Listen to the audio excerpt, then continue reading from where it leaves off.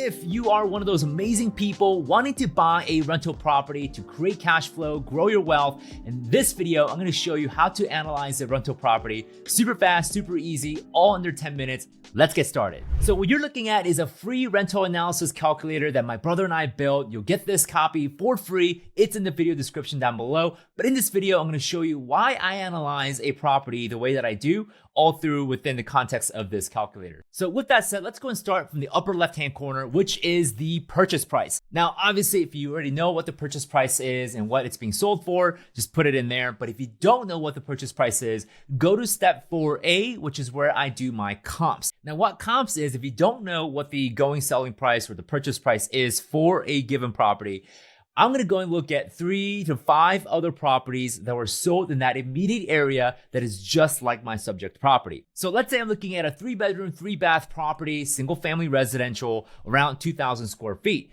Well, I'm gonna go and look at at least three other single family residentials in my immediate area, 3-bedroom, 3-bath, 2,000 square feet, and I want to see what they were sold for. Now, obviously, we want the sold data to be not too old, where it's like 3 years ago. We want to see, depending on the market, in the last 3 to 6 months, maybe 12 months, but I prefer to see the last 3 to 6 months in terms of what the properties were sold for. So by gathering all the sold prices, putting it all in the column, what we get is an average of the going prices for a 3-bedroom, 3-bath, 2,000 square feet, single family residential in that immediate area. From there, I go to step 1 of looking at monthly gross rent analysis. And again, if you don't know what the going rent is for that given area, I use a free tool called rentalmeter.com, which all you need to do is just click on that button there, and it'll take you to rentalmeter.com, punch in the address of the subject property, and you'll get the average rent going for that immediate market area. So that's how I get the average market rent.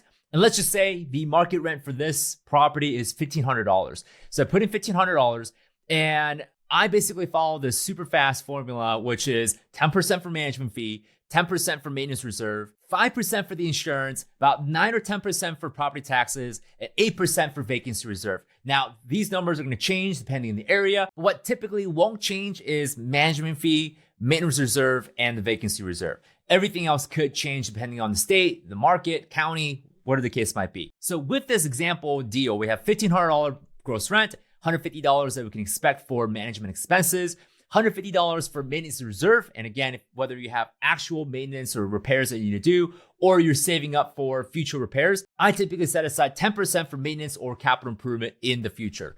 And then, of course, insurance and property taxes could vary depending on the area, but the hard and fast rule is 5 to 10%.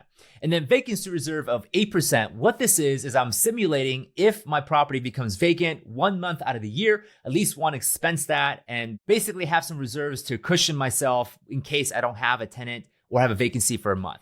What I get at the end is a net operating income of $876 in this case. And this number is really important because inside of the net operating income, I need to figure out my financing, which is step number 2.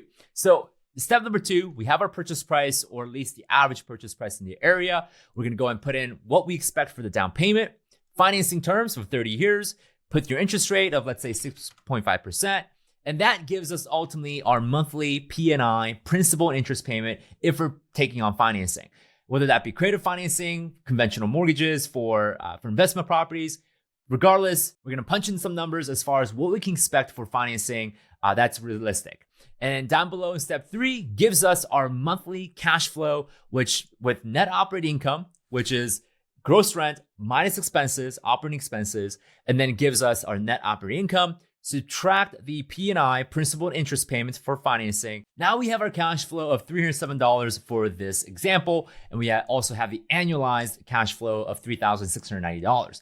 Pretty good stuff. So we now know our cash flow, which is awesome. This, by the way, is great cash flow for a single family residential. Up top, if we already have our comps, great, awesome, but we just want to verify what we're paying for is reasonable for that area. If you're running a calculation for apartments, then we want to use cap rates, which we'll have a separate video about cap rates and doing multifamily analysis. But for right now, we're just going to stick with single family residential. Now, down below are some things that you may not have seen or you may not be familiar with yet.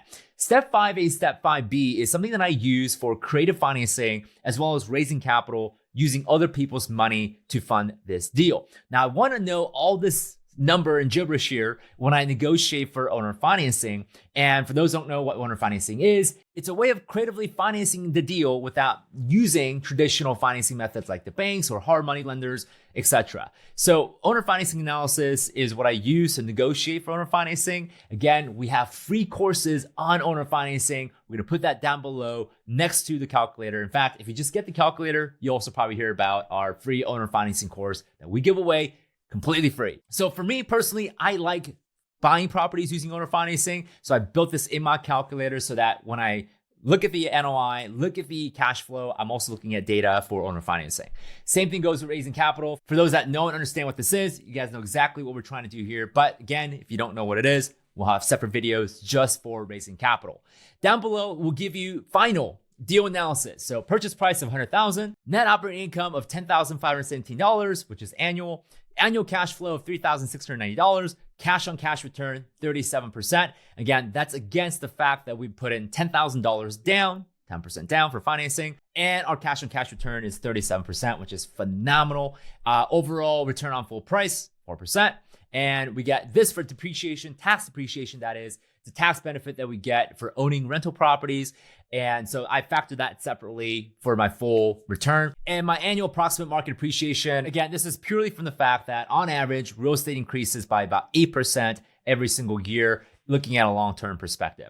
So this is my fast, dirty, quick way of analyzing a deal. If the numbers don't check out here, I don't look further. Okay, this is a quick way, 10 minutes, 5 minutes, to look at a deal. Is there something here where I can go look further and do further due diligence? If not, I say no, I move on. But this, my friends, is how to analyze, or how I at least analyze real estate deals, very quick and dirty, to just get a simple yes or no about moving forward with the deal. So again, I'm gonna give you this calculator absolutely free. It's in the video description down below. Get it for free. And I'm also going to throw in the free owner financing course where you can learn more about how to find owner financing deals and how to negotiate for them, completely free down below. We're giving these away because we want to make high quality, real estate investing education available for everyone. And if you like us really well, then maybe you will work with us in our coaching programs. But again, we love giving away things for free because, well, heck, we love you guys. Anyhow, if you felt this video was valuable in any shape or form, give us a thumbs up, leave your comments down below, and subscribe for more videos like this.